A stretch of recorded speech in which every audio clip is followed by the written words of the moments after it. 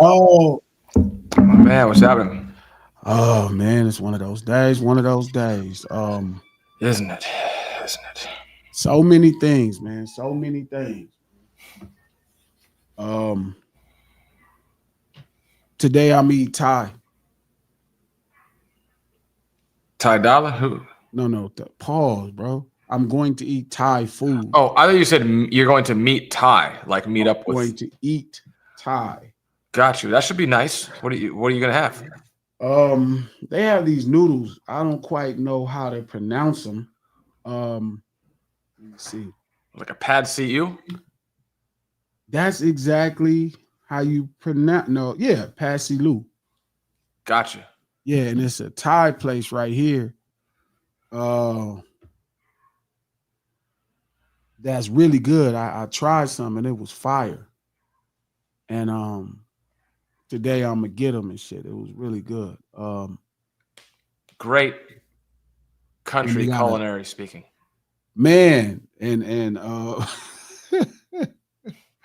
it's been a crazy morning, man. I was on Clubhouse with the homies, and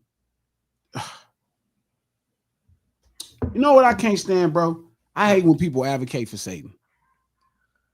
That I'm sorry. bothers me. Like Advocate when for people saving. just when they play the devil's advocate. Mm. I cannot stand that. Like, and I saw I like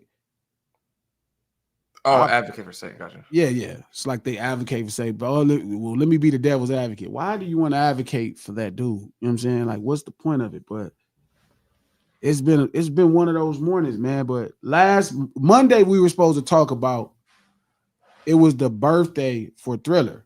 The Mm. single was released. That would have been the 40, no, 30, 40 What sec year did it come out?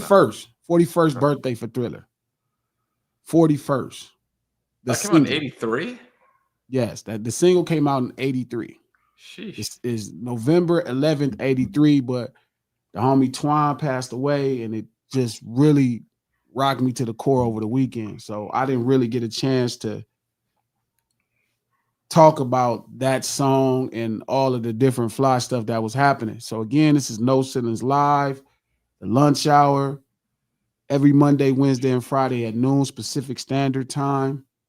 Click the thumbs up. Let everybody know you here. Show some love. Um, Go into the description. Click the No Ceilings podcast. Subscribe to it. Apple Podcasts, anywhere you get your podcasts. Executive produced by Charlemagne the God, Black Effect Network, and iHeart. So yeah, this I'm still working through this Twine. Everything going on with Twine, like I'm still working through it. Yeah. It's really hard. It's crazy how hard it is, but we got to work through it, and it's kind of been stealing my joy. You know what I mean? To some degree, especially like when I'm going, like I'm a lot better when I'm offline, but whenever Sure. I'm in a space with people that I feel like, or whenever I'm in a place where I shared a certain thing with Twine, it just get really hard for me. It Yeah, ain't I been get right. that. So I'm working through it. It's gonna take me a good week. Even when I'm in the clubhouse space with my brother Trap, shout out to Trap who just hopped out. Um, it's just been tough. You know what I mean? Like it's tough. It's tough. Like certain lights, when you lose that light, you know what I'm saying? It really kind of throws you off. You know what I'm saying? And I ain't really been right. So I'm gonna try to keep working through it. 100%. 100%. Um, but today again, like I said, I'm gonna get Thai noodles. Uh I tasted them, they was really good, right? So I'm gonna finally eat the whole plate of them. And I wanted to make sure we got back to that Michael Jackson's Thriller single, Birthday. That's the last single off the Thriller album. Most likely the greatest music video of all time came from that song. And just the sheer phenomenon. I was watching a dope documentary on Showtime, on the Showtime app. And they were talking about how that album was selling. Like that album, like roughly, I think it was, they put out 7 or 8 singles. The first 7 singles, if that was the 8th or the 9th single, the first 7th or 8th singles pushed the album to 2 or 3 million times platinum. Like, people don't realize it came out in 82, and over that whole next 12 months, the album only was at 2 to 3 million times platinum with all of those big smash records that was on the Thriller album. And when they decided to put out the Thriller song as the last single, right? Mike kept pushing for it. That's when he goes and gets the real big film producer to shoot the music video. They come up with the idea. MTV, who didn't even want to play Michael Jackson videos, initially, like Sony had to go hard to get them to play the videos. They financed the idea for the Thriller music video. Most people don't know, so shout out to MTV for, coming that 360 turn to where they finally realized that we brought value to the space, and they financed it, and John Landis shot the video, and it became this huge video, right? Where everything, it kind of changed music at that point. That's one of those things where Michael Jackson is probably undercredited, what he was able to do with the music video, because he was at the dawn of it to some degree. That video coming out and becoming impacting the world, it made the album sell twice as many. Like, right, it went from 2 to 3 million to 4 to 6 million sold a week. Right? No. That's how much it actually caught up in those next couple months. Yeah. So he was roughly somewhere between 4 to 6 million going into 84. You know what I mean? When he was in 84. And then when his hair caught on fire, that's when he starts selling 1 million a week. And obviously we have the greatest glove in the video and all that. Yeah, we have the greatest and most successful selling album of all time.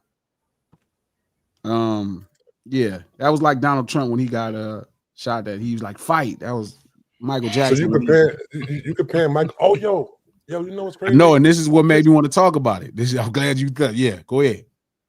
I just seen something earlier that was stating that how close.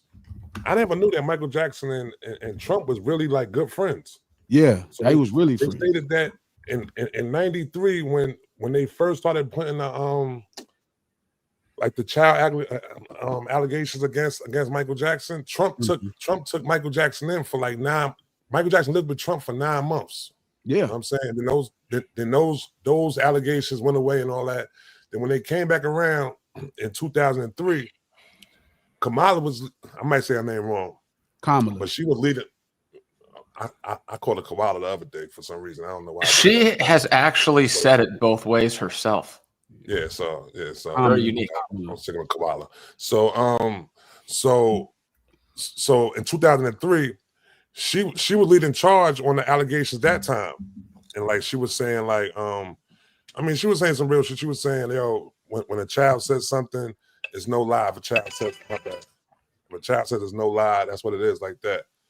And they saying that Trump took that and was like, all right, you know what, and like him beating her in the race was like his way of getting back at her for what she was doing to Michael Jackson during that time. Yeah, they framed it really dope. They framed it. Yeah. I mean, I don't think that's truly the story. I mean, it could be. In the back of Trump's mind, he seemed like one of those people that don't forget nothing. So I could believe it. But yeah, I was looking at that whole story. But I remember that in real time, Trump sticking up for Michael Jackson. You know what I mean? And that was dope. You know what I mean? Because Mike really needed it. At that time, everybody had the worst things to say about Mike. You know how the court of public opinion go. But I said all that to say that while Thriller is the greatest music video, and that album, is probably regarded as the greatest album ever, that song is probably the most. That song is not even really that great. I mean, it's really great. It's not a good song. Like, it's not a song you listen to by itself. You know what I mean? Like, it's yeah. It's like it would be like you don't get in the car listening to like the Godfather theme or something. Do you know? Okay. Say the words to Thriller without looking at your phone. I said it's Thriller. No. Thriller. Sing the first verse. You don't know the words? Listen, it's a We've groove. heard that song. It's a groove. It's a groove. It's a groove. No, I'm not disagreeing. I mean, and they stole the groove from Rick James. Rest in peace to Quince. They stole that groove from Rick James. That song is the most overrated song in life. Bro, that's the most Halloween song. When Halloween comes around, you got to play that song, B. It didn't even get released on Halloween. Huh? It didn't get released on Halloween? No, this is why we were supposed to celebrate the birthday of the single being released, the music video being released on the 11th. But, you know, obviously Twine, rest in peace to the homie Twine. But it's like I got threw off. But yes, it came out in November. I remember it came out in November as a little kid. It was after Thriller. So we made it after that. But I was thinking to myself, I'm like, I've always said this, that this song is the most overrated song in life. Like on the Michael Jackson songs, now greatness, you can't deny the greatness. It impacted, it's like unbelievable. But people don't know the song. You know what I mean? The video is for sure the greatest video by far. It's unbelievable. But the damn song is really not that great. It's the kind of song that they used to kind of make back in the day. I think it's like a sweet, you know what I'm talking about, like those kind of songs where it's not. Shout out to Mike the Menace for the correction. The video came out in December. You're right. The song came out in November. They started working the song on the radio in November. It was in December. Shout out to Mike for that. Yeah, but it's just the kind of song that, I mean, it's exactly what it proved itself to be. It's not a great standalone single. It's the kind of song that does really well with the video. I mean, you see songs like that sometimes with, you know, that play over in movies or in TV shows. You're not going to listen to it by itself. Yeah. Like, remember that they did that show, I forgot what it was called. It was like a Netflix show about like the beginning of the FBI and serial killer investigations. Yeah. It was a cool show. On the profiling show. That was my show. Yeah, that was a good show. I like that show. They had contract issues and never made a third season, but it was a cool show. And at the end, they would play like these really obscure Led Zeppelin songs, which are great for cinematography, but they're not like a song you turn on when you hop in the car. It was kind of the same type of thing. Like it was this song that lends itself great to a holistic media experience, but not like just a standalone, like, oh, we're going to. Yeah, but think about it. We hear it that way, though. That's how we hear it. That's how we don't hear it like that. We hear it like it's a song like Hotel California or it's a song like G Thing. We hear it that way. I agree. It is definitely a stage setter as a song. But I was doing some research. When I came across all my studies, Trap, when people make fun of me because they be like, Glasses didn't figure out hip hop till, 4 years. 2018. Yeah, and I'm not upset at that because I've never felt entitled to something because I'm culturally like I'm aware it exists. Like I never felt entitled. Like it's just because people live in LA, that don't mean they know about Blood and Crippin'. Come on, you gotta stop throwing shots at Sherry, man. Let Sherry live, man. Please. No, I'm just not even Sherry. I'm just saying in general, there is a nuance. I've even had conversations with the homeboys, and I realized not from the game, but they don't quite know. Like, because if they don't participate, they don't know. They never really got the depth of what's going on. But that's how I always felt about hip hop. Like, yeah, I kind of know what it is, right? I've heard the songs, I've heard the music, but I didn't know what it was. Like, I saw Beat Street in real time. I saw Crush Groove in real time, but that don't really explain to you what's happening. You know what I'm saying? You just see it. And then people inherently feel like, oh, I got it. That's like black people thinking they can make soul food just because they black. It's like, no, bro, this is something good going. It's something more than this going on that you should tap into. I'm gonna ask you a question, right? Because I was telling my cousin about this the other day. When would you say, like, I think like hip hop and gangbanging was like simultaneously going on at the same time? Hands down. Did you say that though? Yeah. You know what I'm saying? Both theoretically got birthed in around 69. 69, and they saying hip hop. You're saying both is 69. Birth, as far as the birth of the idea, and then they became something that people talk about in the 70s. Yeah. So then I just feel like as if as gangbanging was going on, or gang culture was going on on the West Coast. I'm saying not to say that it wasn't gang shit going on within the East Coast, but just but like the thing that we talking about that everybody that they talk about. Yeah, yeah. That So version it of was, gang stuff.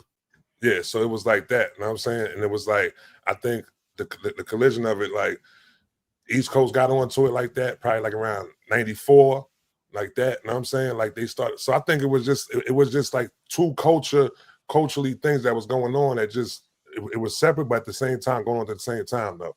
You know what I'm saying? If you think about America, Black America specifically, you know, that late into the 60s and that early into the 70s, you feel me? This is when we start really going through a different level of hardship again.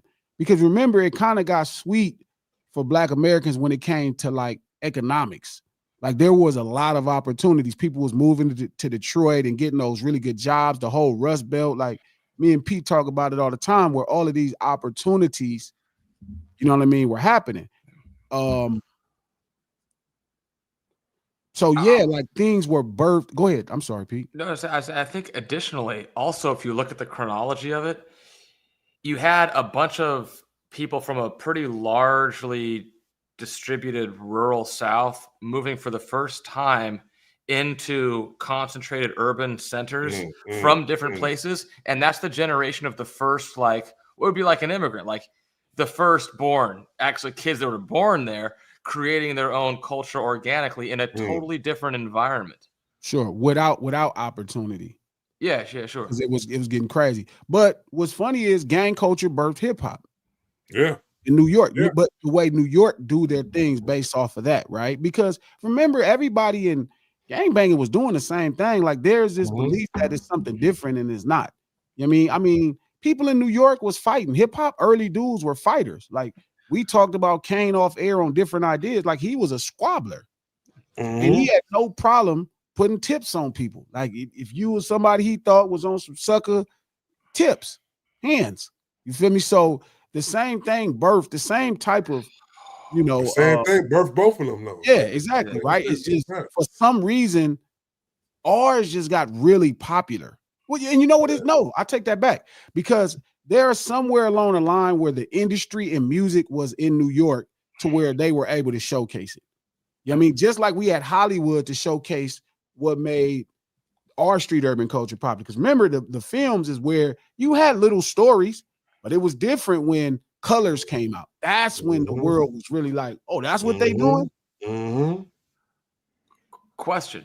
Yeah. So if at the time simultaneously you have kind of the same kind of street level stuff as so far as the gangs go, however you want to define it, brand it, label it, whatever, we'll just for the sake of expeditious, you know. In New York, that cultural phenomenon also led to a musical genre that hit critical mass that then afterwards in LA kind of hit critical mass. Was there a musical genre that hit critical mass simultaneously in LA that didn't really get off and was subsequently replaced? You know what I'm saying?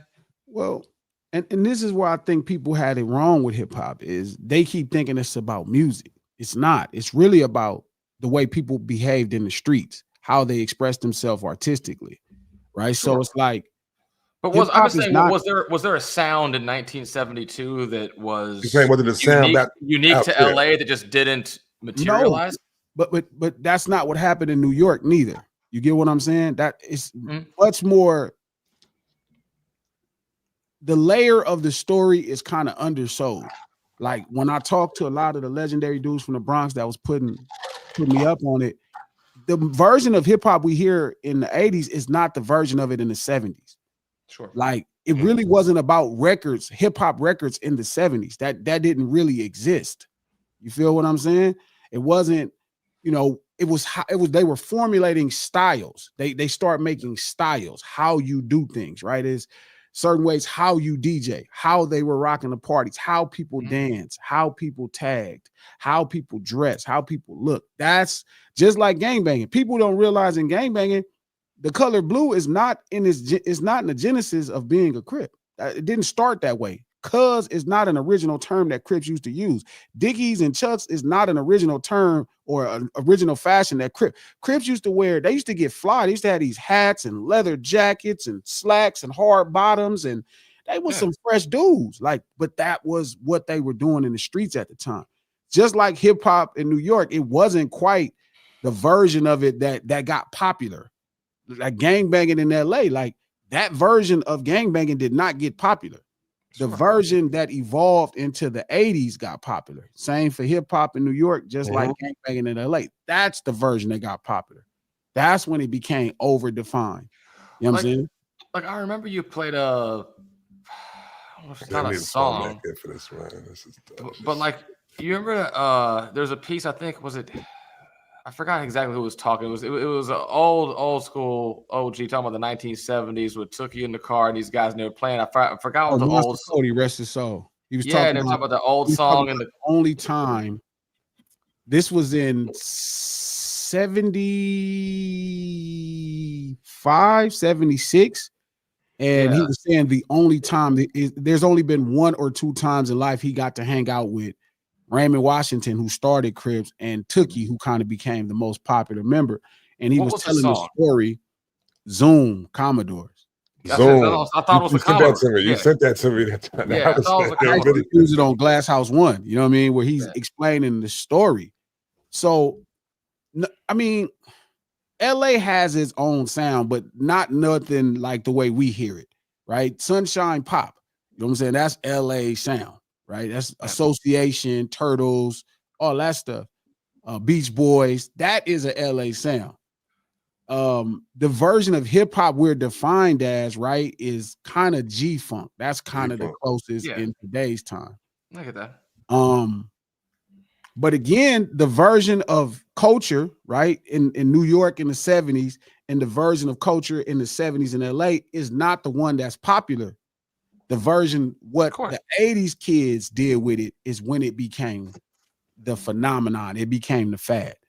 The 80s kids, when the second generation or third generation got their hands on it, is I think it's fair to say Disco King Mario and Herc and everybody laid the foundation. But what Bam and them was able to do with it, right? Bam, you know, Larry Smith, Houdini, Russell Simmons, obviously, LL, Run DMC. That's where the hip hop we know it as. Just like with gangbanging, you know, we don't know the version that Raymond, Tookie, rest in peace to the homie that just passed away, the G homie. He from out the UGs. Oh man, Pookie, Barefoot Pookie. We don't know that version of gangbanging. Like we never saw that. The version that everybody, the world got a bar of culturally was them dudes in the 80s wearing Dickies and Chucks and colors, you know, saying cuz and blood. Like that's not the 70s. That's not original gangbanging. Just like in hip hop, like how Maul started doing his thing in the 80s because his sound defined what we think of when we say real hip hop. When they say that, they specifically talking about New York and they're talking about a specific style. Maul wasn't the most successful producer in the 80s. Larry Smith was wiping the floor with Maul in the 80s when it come to actually selling records and having the cuts. But Maul's style was such a cultural like reverence. Like it's so innovative that people just was like in love with it, just like gangbanging, the Dickies, the Chucks, the Pendletons, that type of poverty. A Maul is the same way. Larry could play. Larry could play. Larry is no samples too. Larry's the original Dr. Dre for better sake, because Dre was around when Larry was around, but he's the original version of that, right? It's Sylvia Robinson, Larry Smith, Larry Smith, Too Short. It was like what, 84, right? Yep, 83, 84. But it's like 3 or 4 of those people that were playing the music. Yeah. They were playing the music. And then Maul comes, you know, true poverty, innovates something to make it. He can't play. So he innovates something, you know what I'm saying? He innovates something to make it work. And that's the same thing with gangbanging, right? It's taking that, you know, those $9 shoes, you know, how you put the shoestrings in them and you flip the tongue. Is taking that, you know, that warehouse worker pants. You know what I mean? Put that big, thick crease in that thing. You know what I'm saying? Creasing them things up, that Pendleton, it ain't even cold and you out here wearing this big old kind of warm flannel. You know what I'm saying? That became what the world understood about the culture. No, that's a fact. That's a fact. That's why I was telling my cousin the other day. I said, Joe, it's so crazy. It's because like the hip hop culture was looked upon as being one separate way. And I tell people this shit all the time though. Hip hop ain't really expand into what it was until we started seeing what hip hop looked like everywhere else though. Yeah. You know what I'm saying? When people stopped looking at this is what hip hop gotta be, it gotta be the way New York is doing it. It gotta be the way, you know what I'm saying? Once they started going out, once we seen Too Short do Too Short way, and we seen Luke do Luke way, and we seen, you know what I'm saying, we seen everybody we seen Scarface do his way. We started seeing hip hop being for what it could be, you know what I'm saying? Like that. You know what I'm saying? And that's when it got bigger to the I mean, I think that it's not even a limit to what it could be like, you know what I'm saying? Because we still don't know what hip hop look like in North Dakota. We don't know what But yeah. I think that's why I said street urban. That's why you won't get it from certain places because they don't have the street urban scene. You don't think everywhere got street urban culture? No. Nah, I don't agree with that. I don't agree with that. Some places have rural. Listen, it's not a street. Everywhere got a hood. Everywhere got a hood. No, but that's not necessarily the same. Yes. No. Everywhere has a hood. No, it's only very few hoods. No, I don't agree with that. Montana has a hood. Montana has a hood. Idaho has a hood. They have hoods, they all don't have hoods. Yes, they do. Well, like here's an easy one. Here's an easy one. Spokane, Washington does for sure. Yes, hell yeah. But I'm saying but it doesn't have a cultural. But that's also because has a hood. No, it needs to be densely populated. By who? It don't matter. I'm saying that's how you create culture. That's how you create a movement of people that talk the same way. Like if it's only 3 people talking that same way and y'all poor, y'all not a hood. You that's not, you get what I'm saying? Like what make the Bronx work is it's a lot of people. What make Los Angeles or Memphis or Cleveland or St. Louis, it's a lot of people that behave this way, culture. What made Port Arthur, Texas work? Who? Port Arthur, Texas. Port Arthur, Texas is a hood. Yeah, PA, but PA is like, it's not no short. PA is probably got as many people as Compton. Oof. Oh, it's pretty small. It's pretty small. Population. I always thought UGK was from Houston until probably 10 years ago. Port Arthur got 55,000, and they was marketed kind of to some degree through Houston. They was like Houston. Yeah, well, that's the Jay Prince thing. I mean, they always talk about PAT. And that could also be why it's not as successful because it's not enough people to represent that particular movement. UGK is they're certainly a novelty. Then actually like Scarface rolling around in this grave right now. You bugging right now. That was no, I'm not. That's not crazy. I'm saying PA is kind of smaller. Compton has 100,000. Jackson is sick at you right now. That's my guy. No, he's not. PA and Compton is kind of the same, but not really. No, because you can walk to a major metro. You don't necessarily know for sure. Like when you're in Compton, I get it. But like, do you really know you're in Compton? I didn't know I was in Compton. I mean, do you really know you in Compton? If you were, the color sign, the street. I don't know because once you leave West Compton, I don't think you really know. It's blurry. You don't know if you just dumped me out of a van in Willowbrook, Compton, or Watts or whatever, or even the east side above Watts. If there were no street signs, I'd have to really stare at it for a while. If you go to Port Arthur is away. It's hours away. When you go uptown. Like, as some homies say, uptown, when you go from the low bottom east through, the low bottoms to Watts, you know what I mean? And then you get to Compton, it does get nicer. Sure.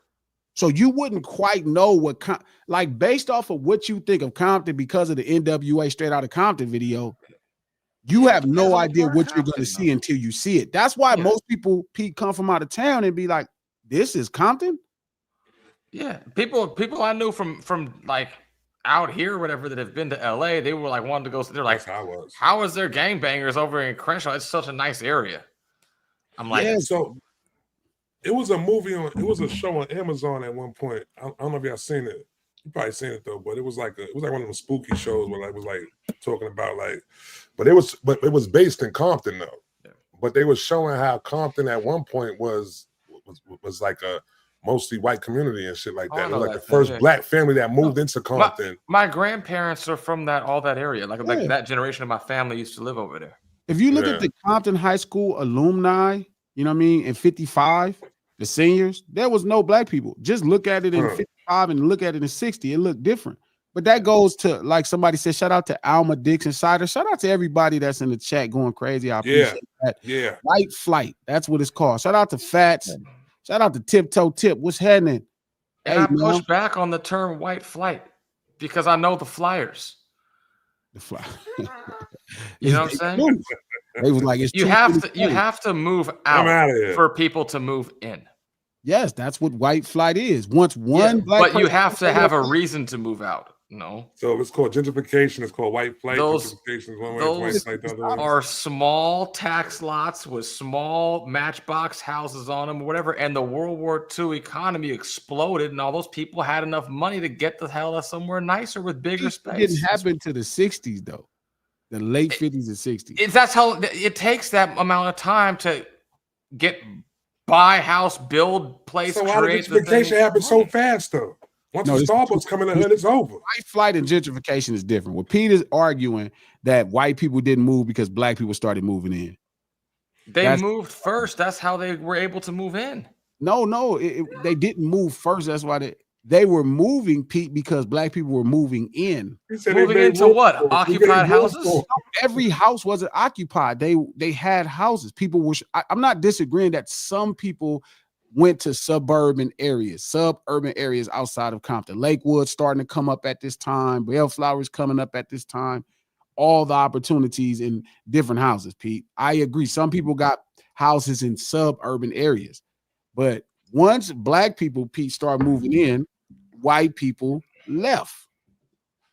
I'm out of here. I am not. not. A little bit too dark around here. It's a little bit too dark around here. I'm out of here. I'm out of here with these coons. I got to get out of here. I'm out of here. And you know what's crazy, Pete? They took the jobs with them.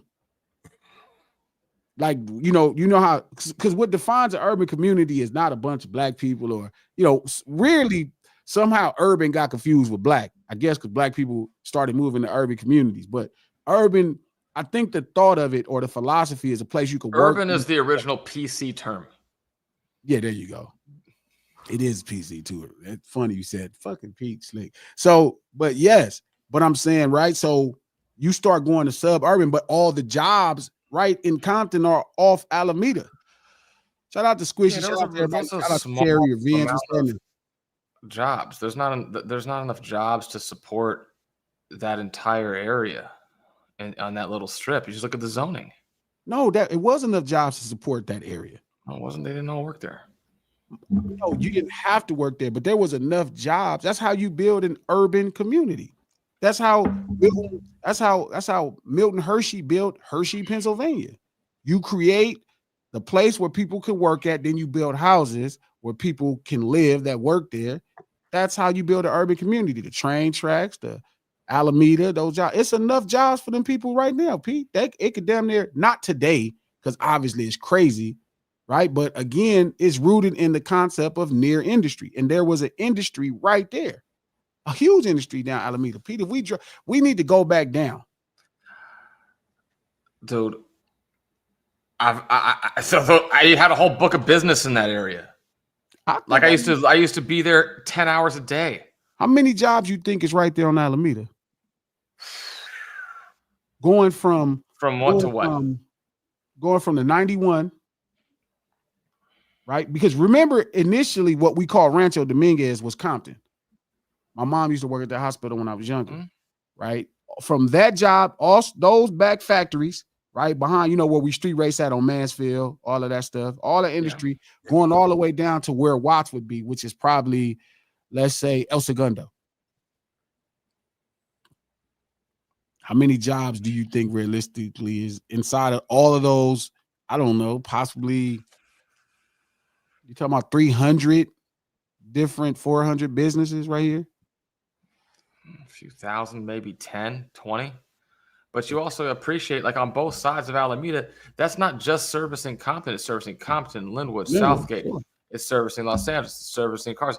The big hubs there. I mean, if you just look at the times and places of what was going on at that time, was still port centric. It was still a war machine economy, so it crept northward there. I mean, it was like Compton was one of the last places built because it was further and further out from the center points.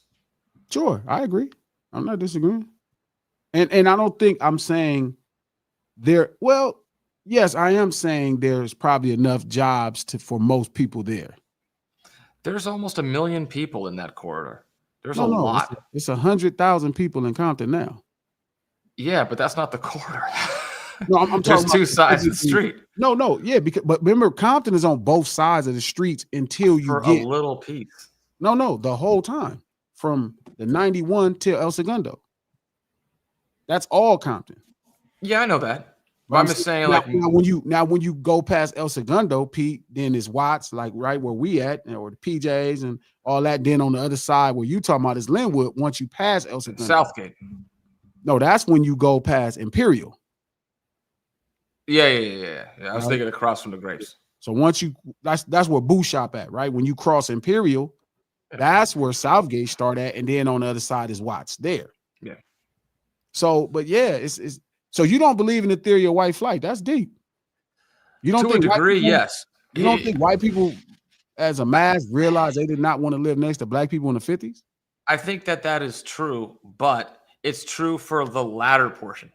It wasn't the catalyst. The catalyst was a bunch of people, and I can't speak for every city. Different cities had different things going on. There was an enormous amount of money in Southern California.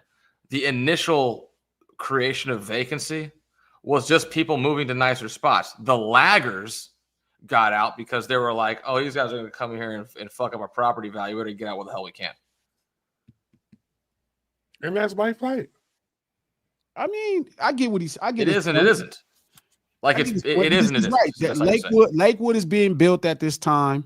Downey, everybody, my whole family. We had 6 houses in Downey. But I'm saying, but just even going off the 91, right? You got North Long Beach, really, which kind of is.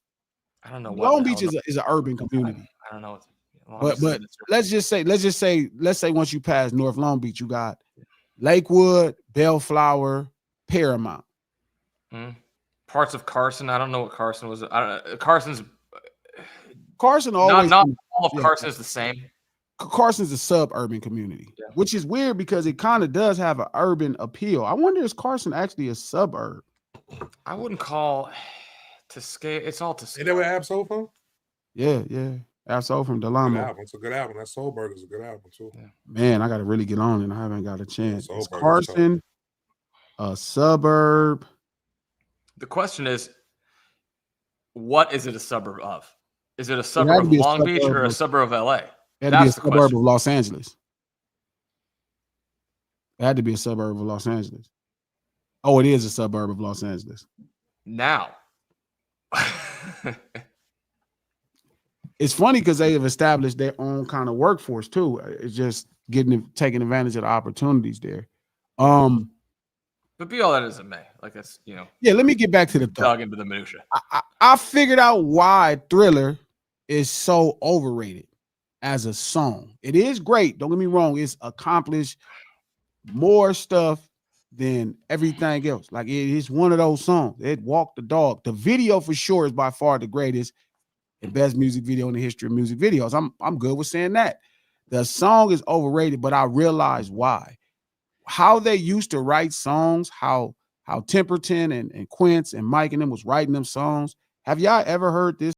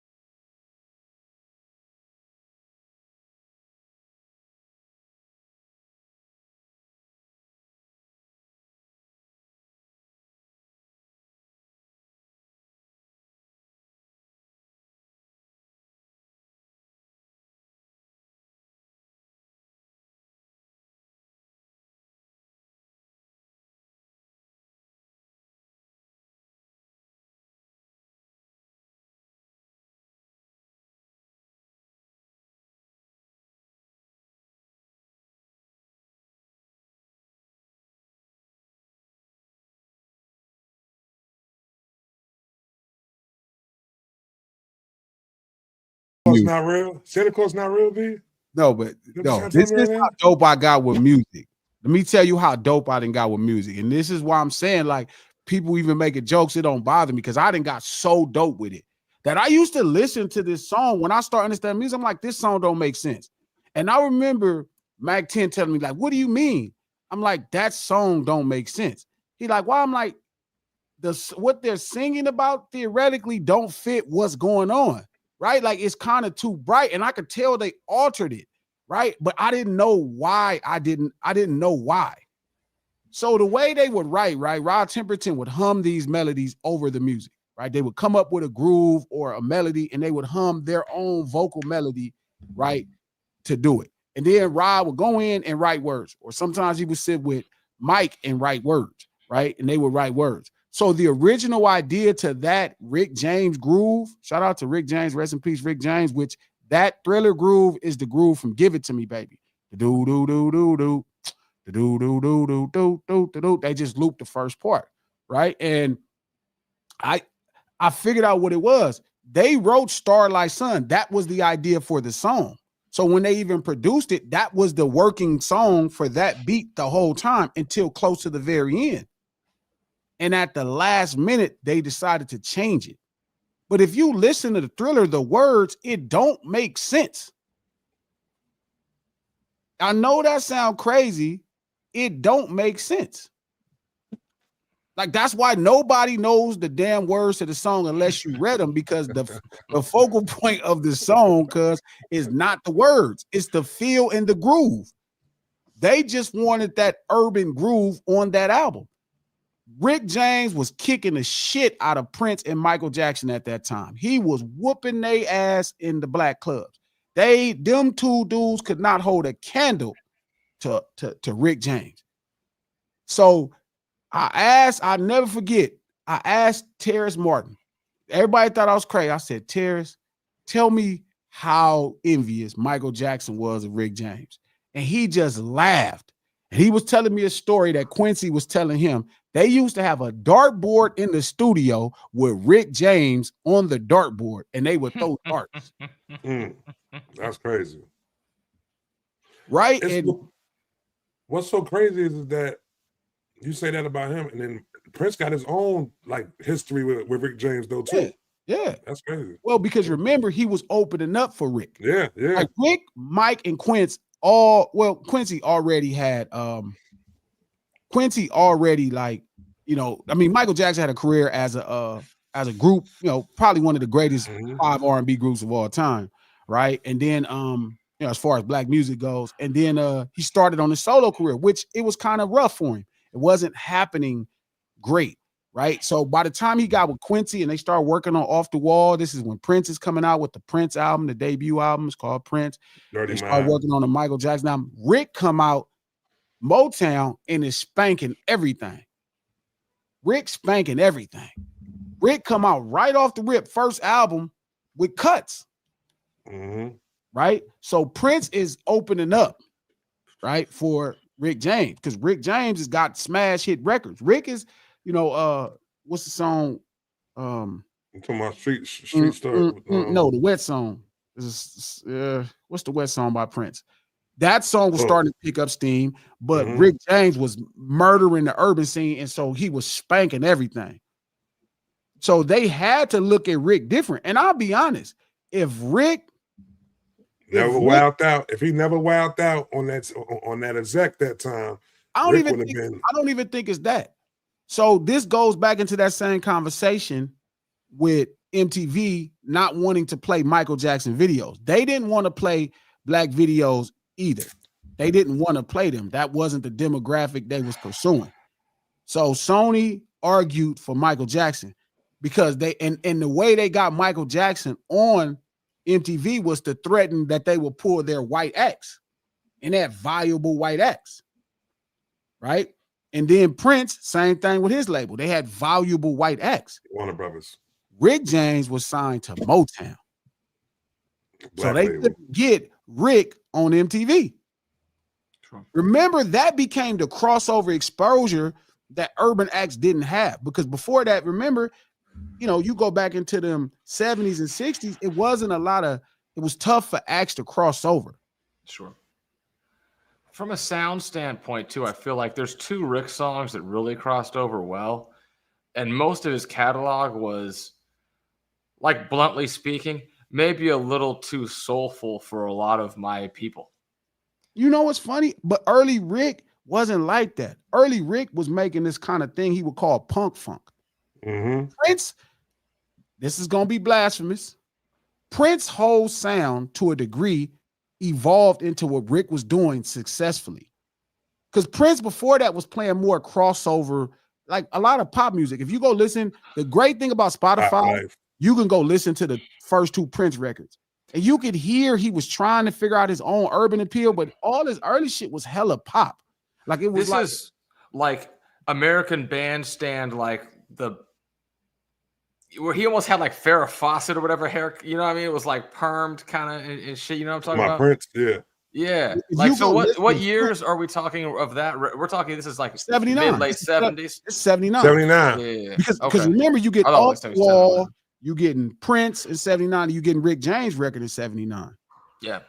So they all coming out. And Michael Jackson did well with Off the Wall, but it was considered some level of crossover because it was disco. When did Rick hit critical mass? Like, when was his first, like, Rick was out, like, Rick James out the gate was that. What year, though? Like, such that, okay, so he just got a faster start and Prince opened for him?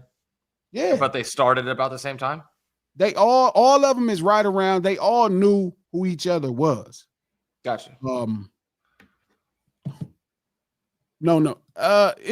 Hold up, big dog. I don't want to say Prince is the epitome of what Rick was trying to be as much as, yeah, I guess I'm okay. But Rick wasn't trying. He was that. He just never got exposure into white audience because, again, we underestimate the gate that MTV was when it came to marketing. When did Tina Marie come around? Huh? When did Tina Marie come around? When the Coke started flowing. Oh, man. Damn it, I said it wrong. 82. But no, I think that might have been Tina Marie, might have been like his breakthrough on that, though. You know what I'm saying? Nah, man. I'm telling you, he came out the gate, bro. Come get it out the gate, bro. Like he had Mary Jane, like he had the cuts. Yeah, he had the cuts. But again, what MTV was able to market acts to young white teenagers across the country, what MTV was able to do is like crazy. This is why Prince, this is why Michael Jackson had a different appeal after that point. Because before that point, it was different. It wasn't. Did you ever watch the Rick James documentary? No. You gotta watch the Rick James documentary today. Yo, bro. That's why I said what happened with Rick. They said Rick went in the office, right? And he wanted a different check. And he jumped on that music, he jumped on the executive desk. First, he slipped the whole line of coke first on the executive desk. Slipped the whole line of coke on his dude's desk. Then jumped on his desk. I think he might have whipped his joint out or something. He wowed out on the nigga. He wowed out on the music exec. Wowed out on the music exec. They said once Rick left that office, they made a phone call. They said, yo, he's done. Get Lionel Richie. And they brought Lionel Richie in to replace Rick James. You got to watch the documentary, bro. It's an ill documentary, bro. Rick James. Where's it at? Where's it at? Showtime. It's one of the illest documentaries you can watch. Shout out to boy Rick James' whole career. Tina Marie get a lot of credit for being out of Venice too. People talk about Venice, but Rick was spanking him. Like Rick was not to be played with. Rick was a powerhouse, and when them two guys were able to get on MTV, it changed the trajectory of their career. Like that's an underrated thing that's not talked about. MTV, they should do a documentary truly on MTV so you can see what Black music was like pre-MTV and then what happened to Black music post-MTV. Sure. Yeah, that'd be dope.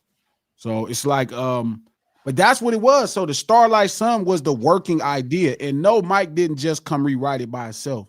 Him and Rod still wrote the song. So again, if you listen to the words of Thriller, that's crazy. It don't really make sense. And I think it is because that wasn't the original idea. But you know, whoever, if Mike If Mike organized the rewrite, it was crazy. Like he got it right. So the lyrics to the Thriller is, it's close to midnight and something's evil's lurking in the dark. Under the moonlight, you see a sight that almost stops your heart. You try to scream, but terror takes the sound before you make it. You start to freeze as horror looks you right between the eyes. You're paralyzed. Because this is Thriller night, and no one's going to save you from the beast about to strike. What is he talking about? Exactly. Is this his first time getting with a big bitch? Could be. This is Thriller night. Sound like a good time. All these songs is about pussy. Save you. We all know that. He's about to strike. You Sound know, like a good time. Thriller nights. Yeah, you're fighting for your life inside a killer. Thriller tonight. Yeah. Oh, this is about big girls. Oh yeah. You hear the door slam and realize there's nowhere left to run. You feel that this is not big true, girls, baby. bro. This is all about big girls. This song is about the music. No, it's not. That's not a thriller. No, it's not. It is not about the music industry. Don't do that. That is not what this song is about. Great night. That's a great night. He said this song is about the music industry. You hear the door slam and realize there's nowhere left to run. You feel the cold hand and wonder if you'll ever see the sun. You close your eyes and hope that this is just imagination. Girl, but all the while, you hear a creature creeping up behind. You're out of time. This is big girls all the fucking way. Mike wasn't going through Sony at this time, Bo. That's not. He wasn't going through that. He was going through big girls. Yeah, maybe. Might be.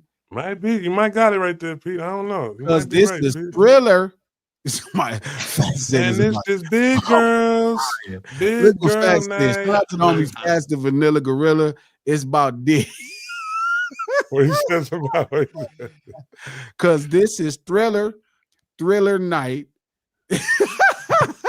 Oh my God, y'all stupid bullshit. I think you might have cracked the code right there, bro. Definitely, the way y'all made Diddy Party sounds, it does sound like that. Sound like a Diddy Party? The way they make a Diddy Party sound.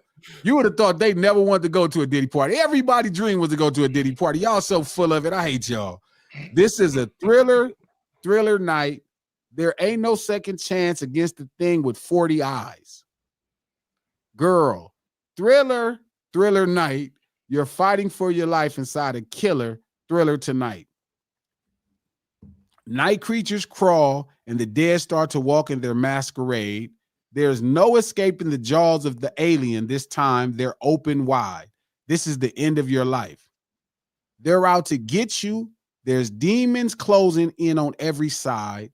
They will possess you unless you change that number on your dial. Now is the time for you and I to cuddle close together. That is not the time for that. All through the night, I'll save you from the terror on the screen.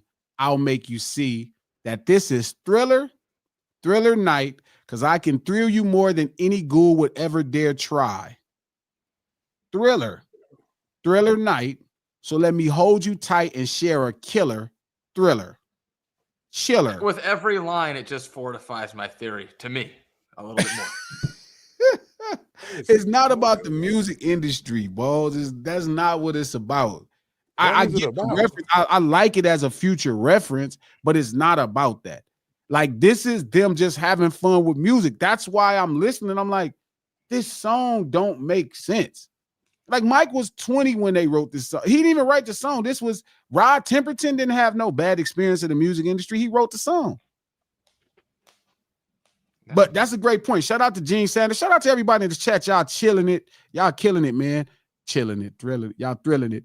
A poor area doesn't make it a hood. That's fact. There's poor areas in every state, but there's not a hood or a cultural epicenter in every state, because that's what a hood is. I don't know. They need to read the Thriller lyrics at Diddy's trial. I'm crying. Okay. This man. Oh, man. I don't know what the hell that shit's about. Let me finish reading it. Hold on. I'm going to thrill you tonight. Darkness falls across the land.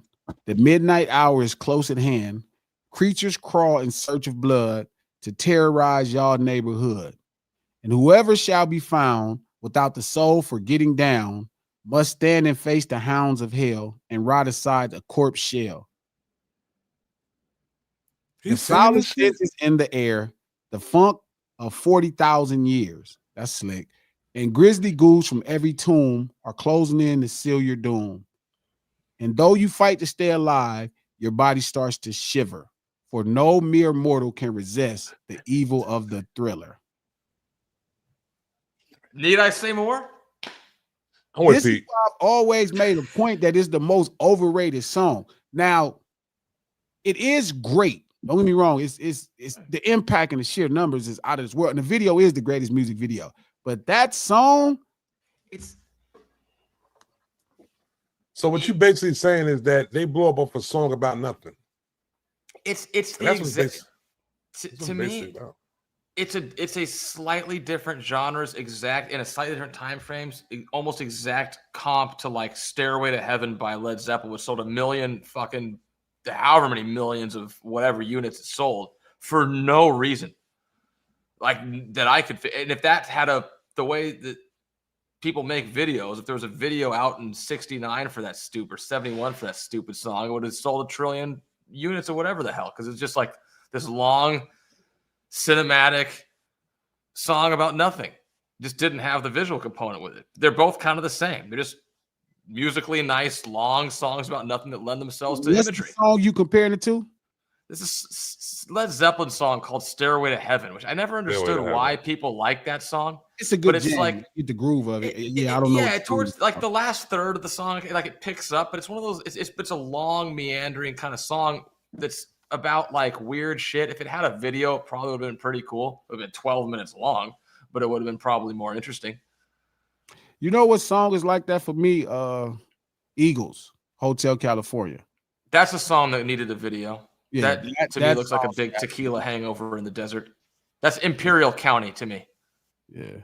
And it's funny because it's about 3 different drugs. The first verse is about weed, the second verse is about cocaine, the third verse is about heroin. Sounds about right. The Sweetest Taboo, Sade is about heroin. Most people don't know this, but Sade was on heroin real bad. So you think it's really like a inner meaning to Thriller though, that we're just not understanding yet though? No. I think it was it's like about nothing. I think they decided to make the song dark instead of bright. Yeah, I think when they really, because remember what's driving a lot of the songs on Thriller is different ideas, right? Like when you listen to I Can't Go For That, you listen to Billie Jean, that's I Can't Go For That. It's the same exact song, right? It's the same exact song. You ever seen the Quincy interview when I mean, like they were saying Quincy, God bless, you know what I'm saying, God bless his soul though, but they were saying when they asked him, it was an interview he did like a couple years back, and they asked him like, "Yo, what would you say about Michael Jackson?" He said the biggest thief in the industry. Yeah. You ever seen it? He said that? No. That shit was wild. I never understood why he said it though, but this is along the journey when people didn't realize. That's when I started figuring out the music industry or what was going on, so I could feel confident in saying I know what's going on.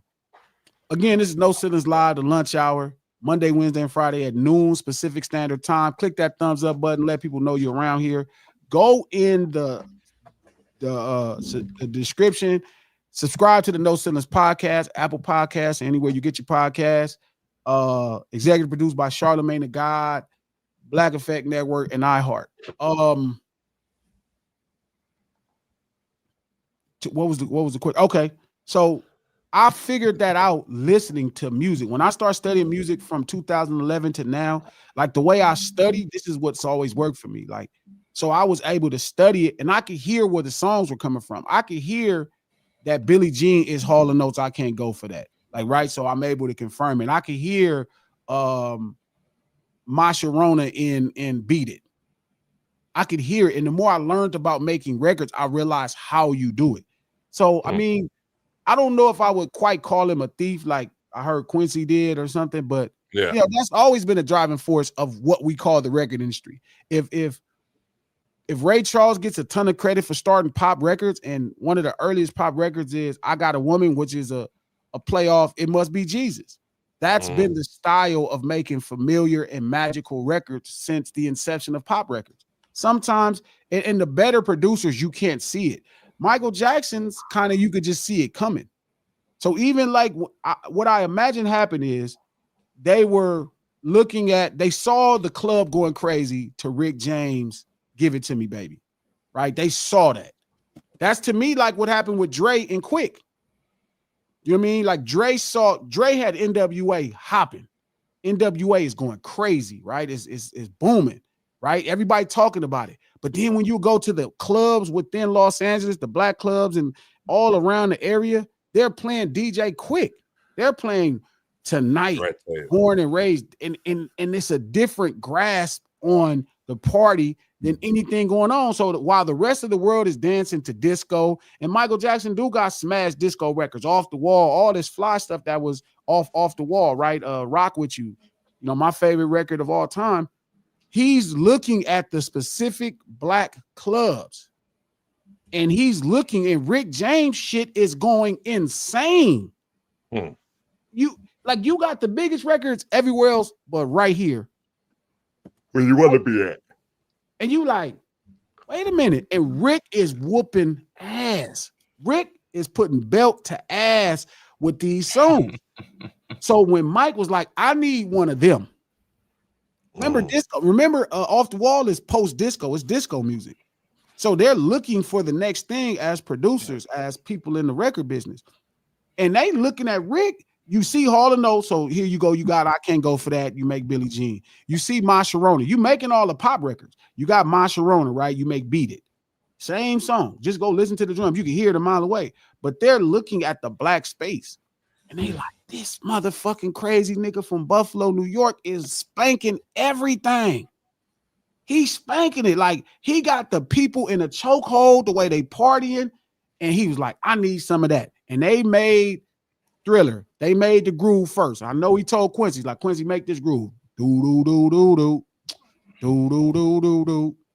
And when Rod heard it, right, because Rod is an English man, Rod is a white man from England, he wrote what the melody should have been, right, which is Sunlight Star. He wrote the melody, and, he started putting the words together, and this is what they wrote. But when they kept hearing a song and they saw the video, if you see the video to Rick James, Give It To Me, Baby, it's dark. Like he looked like a stalker on a girl. That could be an inspiration into the damn song. He could have been inspired by Rick James' performance in the Give It To Me, Baby video to write the song that way. Like Rick looked like a creep in the Give It To Me, Baby video. So when he talked about it, he came back, he said, we need to change these words, Rod. These words is too bright, it's too pop. We need to make it darker. We need to make it richer. And they wrote the darkest stuff that they could write that didn't have to really relate to anything.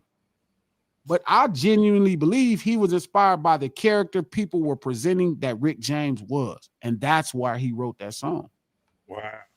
Rick James inspired him, not only the music you hear, but the character that is Rick James at that time inspired him to write about a really different type of person.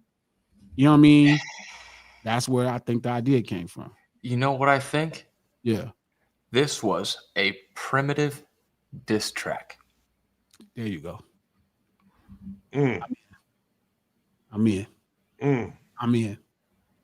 I'm in. So no more about the big girls?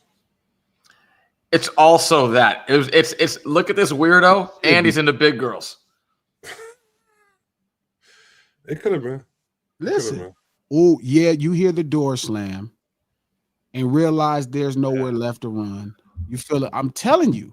Because Rick did that song, She Was Only 17. Exactly. And now 17, and she was sexy. Damn right. That was a cold song because he wanted her and he was like, I just can't do it. But shout out to Squish. Pete, have you ever listened to Scumbags of History podcast? If not, check it out and get back to me. Also, G, I forgot to ask you if you checked out that skit I sent you. I didn't see this. skit, Squishy. Compton and Carson are suburbs of Los Angeles. Compton evolved into a suburb of Los Angeles, but initially in its inception, it was actually an urban community. But that's what Pete was saying, the industry fleet. That's why he's saying there's not enough careers there anymore. White flight. Yeah. Well, I think Pete accepts white flight to a degree, but I think also Pete realizes there were economic ramifications. I mean, there's no reason to move to a suburban community. Sure, there is. Unless it's cheaper. Was Lakewood cheaper than Compton at that time? No, but you're getting more.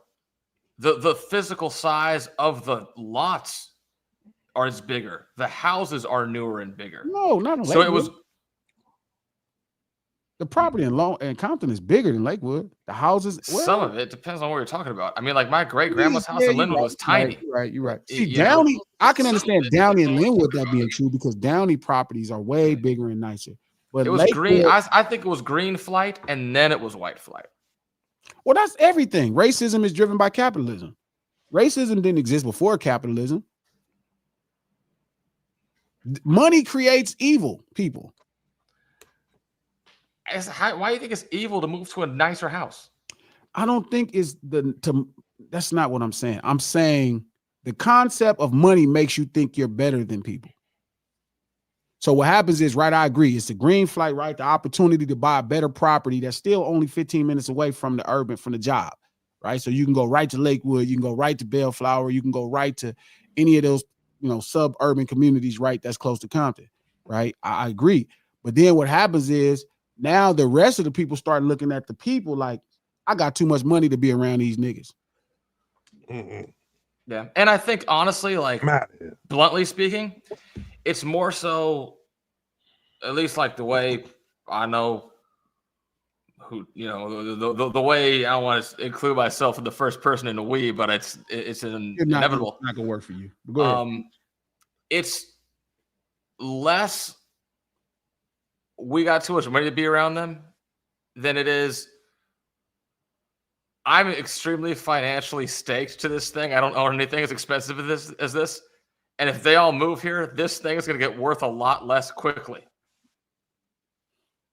Hold up, Beezy. That's a deep thought. He's trying to make excuses for people who he resonates with. They left for better homes. Fuck out here. They left because the Jackson family moved in next door, and that was shit got too dark. Shit got too dark around there, man. That to his point, Beezy, that couldn't be true because there wouldn't be houses to move into. And Bose is right. Pete is right. That is true. There's the initial thing, but I don't think we're having a conversation on the initial people that made it possible for brothers to move into Compton. We're talking about once brothers got there and white folks was like, I don't want to be here anymore. I need to get up out of here. Why is, again, it's all the same systemic racist parts. Again, racist is such a nuanced word, Pete. It don't mean I just hate niggas. It could just be like I'm better than these broke motherfuckers that happen to look like that. And they might feel the same way over a redneck. Sure. Because I hear a lot of white people hella like that with rednecks. Yeah, and a lot of people, it's like it's prejudicially centralized. You know what I mean? What you mean? I mean it's based off of a broad stroke preconception. So it can be that a broad stroke preconception defined by race, which is if you were anti-Semitic, it's a broad stroke preconception defined by religion or whatever it might be, whatever the thing is. Yeah. In this case, the broad stroke preconception defined by race can have the negative definition of it might be because I hate you. It could be because I'm afraid of you. It could be because you could just the way you are might cost me something. It's not always the same thing. I'm not saying it's good or better one way or the other. I'm just saying it's not always hate. Sometimes it's fear. Sometimes it's who knows what. I'm not, but that's what racism is, Pete. Racism, of course, I'm just elaborating it. Yeah, I'm not disagreeing. Sure, yeah. It doesn't take a whole street to move before a non-white family is allowed to move in. Am I wrong? It's not that. It wasn't like Compton was. Yeah, it's not like Compton was like Detroit. There's a critical mass point. Neighborhoods and then black people. That's not what Pete is saying. again, like, this is a real nuanced conversation, and I hate not having them in person or speaking directly with people. It's hard to speak to people.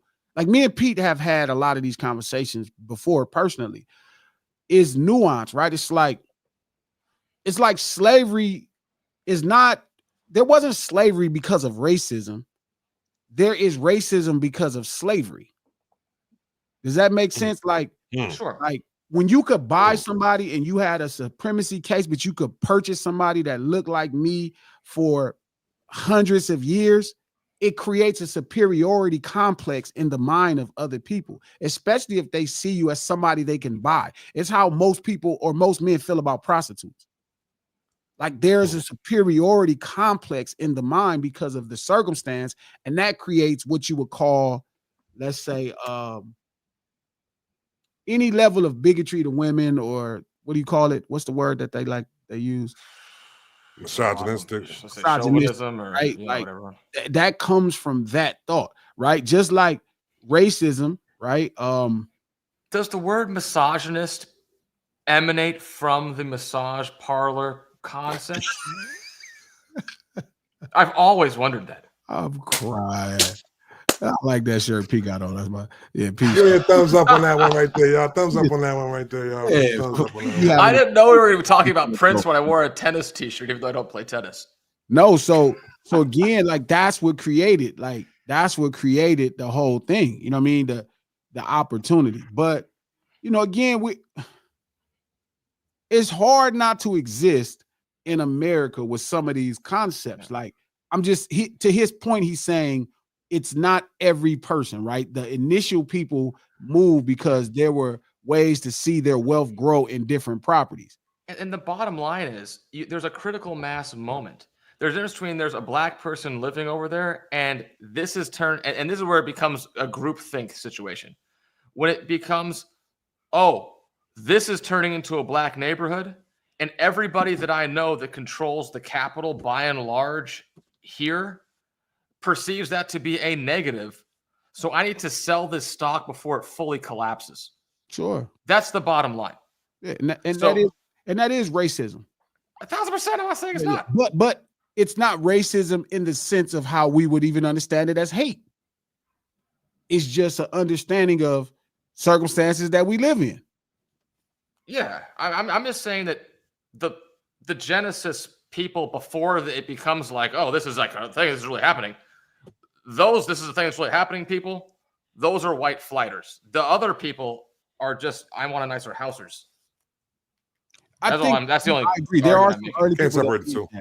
Yeah, but again, just like racism, people didn't buy Negroes because they hated Negroes. They didn't even know Negroes. They bought Negroes because Negroes was on sale. I was gonna say, yeah, because they're for sale. Yeah, that was it. If it was yellow or white people, they bought them too. But again, that created, and that's the point I'm saying to you, Pete. That's the relative I point. disagree with that. It was like, and I think to a degree, it gave them an excuse to categorize something into a narrow group that wasn't adjacently represented. So it's like this institution, we all know it sucks, but it's them and they're so you can separate yourself from the experience. But even with Irish people, right? Because it didn't last long, right? It don't change, right? But again, the idea of profit, right, and making money, right, allows you to buy another human being. And then that, because they look like me per se, and maybe the person that bought them looked like you, and you could only buy people, 99.9% of the people you could buy look like me, that would create a complex in most minds. People feel like that over dogs. Like, I was listening to somebody tell me the other day, the dog couldn't take care of themselves if I didn't have it. Like, the dogs don't need you. That type of power and ownership and you know what I'm saying? The control over somebody else. You want to know the real racism in Compton that nobody talks about? Sure. It's the dog racism. There's two types of packs of dogs in Compton. There's exclusively pit bull packs, and there's every other breed of dog in a mixed pack. For sure. Of stray dogs. That's it.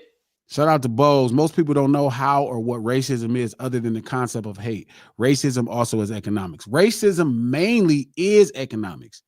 Like a lot of the stuff that people confuse with racism is not really carried out through hate. It's carried out economically. Shout out to my big brother Cam. When y'all gonna have me on to discuss these type of topics? Whenever you want to come on.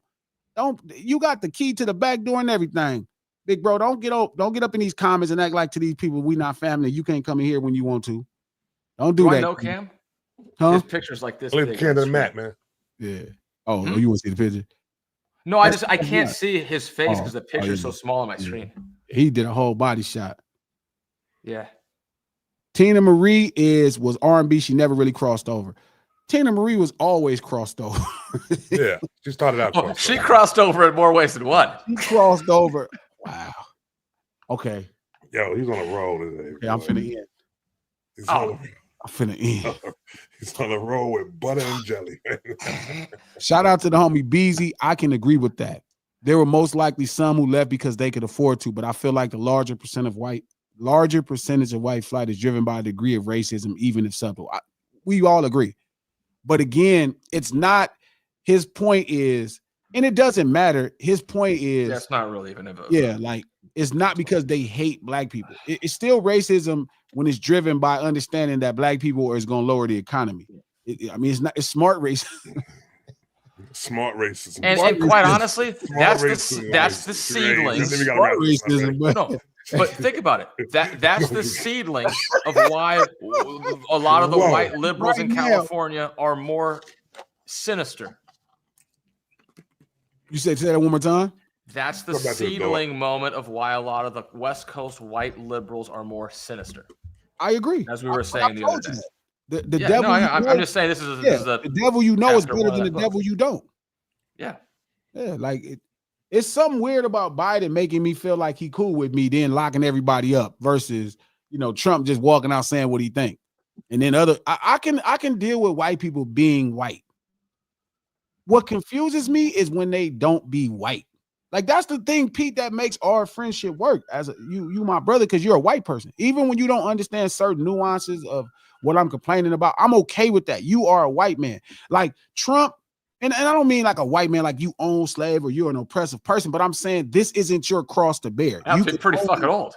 Yeah, it's like I'm going gray. If a woman was telling you about taking penis, you would just not know. You can imagine. I don't think you want to, but you could imagine what it's like, but you would never know what it's like for somebody to ram a hard penis inside of you. So but I appreciate that you don't try to act like you do. You kind of have your ideas because you've been around, you done messed around with all of us, different people in different places. So you've seen it, but I respect that. That's what works for me. That works for me. Thriller was about first generation bass heads. Oh, wow. Gene. Wow.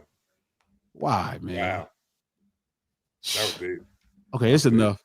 All right. No Sinners Live. Click the thumbs up button before you leave. We'll see y'all back Friday, noon, Pacific Standard Time. Click the link in the description. Subscribe to the No Sinners podcast today. Right now. Go leave a comment. Let us know you subscribe today. Put the date next to your name. Right there on Apple Podcasts, when you subscribe, leave a comment. Be like, gee, I'm here because I saw the lunch hour with you, Pete and Trap, and I'm subscribing today. Date it. Yeah. And if we want us to really know you're serious and you really watch this show, leave a concept insulting me. Then we'll know you watch the show. Shout out to the homie Beezy. Much love. Thank you for being here. Shout out to everybody here. Nah, Pete is definitely good. I'm just giving some pushbacks. Laughing out loud. That's called interaction. Like, this is what makes it good. This is why we're here to explore. You got to refine your ideas. That everybody other ideas to refine your ideas. Yeah, there you go.